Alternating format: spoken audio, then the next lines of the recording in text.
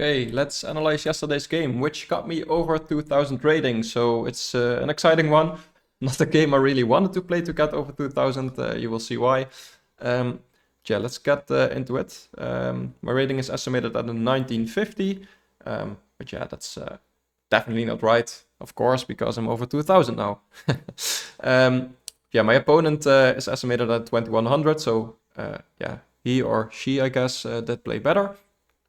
But I managed to win, so let's see how, and let's see where I went wrong. Oh, it's playing moves automatically now. Yeah, does some things changed on the game review. I'm not even... Ah, this is the view I wanted. I'm sorry. Yeah, so we played some theory here. And this is not the main line, but I like to go for this. I'm used to, let's see, some variations like this, where if they push, I'm going for c5. Now this is different, but it often transposes, and it's not really the best, but I'm prepared in this variation. Yeah, and here I went wrong. I thought the move order didn't really matter, and sometimes I find it annoying that if the knight goes here, they prevent my bishop from coming out there. But I guess that's just a slow move, so I shouldn't really worry about that. But in the end, he played inaccurate as well, and it just kind of transposes into things I know. So not much to analyze here. Yeah, knight here, basically the same idea. Let's see what the engine says. Yeah, the evaluation is the same, so taking control over this square, basically. I can't get my bishop out right now, so maybe this would have been better. Sometimes you don't want to do this because he has the option to open things up, although usually that isn't a problem as well. And here taking the knight is the best approach. And from this point on I knew, okay, he has the two bishops. So it's probably going to be a slow game because I'm going to try to close things down. Because if things open up and he has the two bishops, that's going to be bad for me. So that's my plan, yeah. I should definitely analyze these positions more. So knight here would have been better. Sticking more control over this. I felt like at some point he could do this, and then what am I going to do? Let's see what it says. Okay, that's not something I would have thought of, but knight g3 apparently. Yeah, and he should move the rook, and then what? Queen h4. Yeah, okay, I could get in for some attack. That's definitely something to remember, so I could bring my knight there. I went there because he at least has to respond to that, and it's still an equal position, which when playing black against an higher rated opponent is pretty nice. Yeah, I mentioned in the game at some point that maybe this was annoying for him. I should have considered it immediately. And yeah, here it wasn't possible anymore because I was thinking of it at this point. So yeah, and this is an inaccuracy. Yeah, I felt like at some point I wanted to do this. And I wanted to prepare that, but at the same time I wanted to connect my rooks. So it says rook b8, yeah, that was the other move I was thinking about. So maybe that would have been better just to go for things like that. This made it a little more difficult for myself to get out. And I figured just improve my position. Now this is inaccurate, but at the same time it's still an equal position. So again, not much to analyze here. Yeah, there's not much going on. Okay, and this is a miss apparently. So yeah, and here the evaluation changes quite a lot. I'm actually up. It's minus 0.3 at this point if I go for this. And I mentioned that at some point maybe I would want to do this. But I felt like he doesn't have to take. But yeah, if he goes back, then his knight doesn't get any of the nice squares here, which he did in the game. So I think that's all right. Because in the game what happened, I went here. And that obviously weakens this square a lot. So he went immediately there for his knight. No, that's not the best idea. Let's see what I could have done. Knight h4. Yeah, again, not something I think about in these positions. And it's basically just preventing him from getting back there, I guess. But yeah, I played here. He went back. I was attacking his pawn. just one thing I saw, that if he goes here, I have a fork here.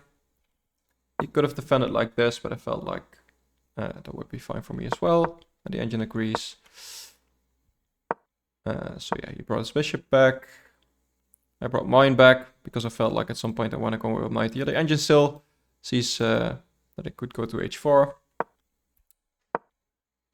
Yeah, I had different plans, which weren't the best probably. And here's knight came in, but I felt like I can just move my rook. In hindsight, indeed, rook b8 would have been better. Just because I even did play it, and I want to prepare b5 at some point. So yeah, that would have been better. I didn't spend a lot of time here as well, so I could have definitely done that there.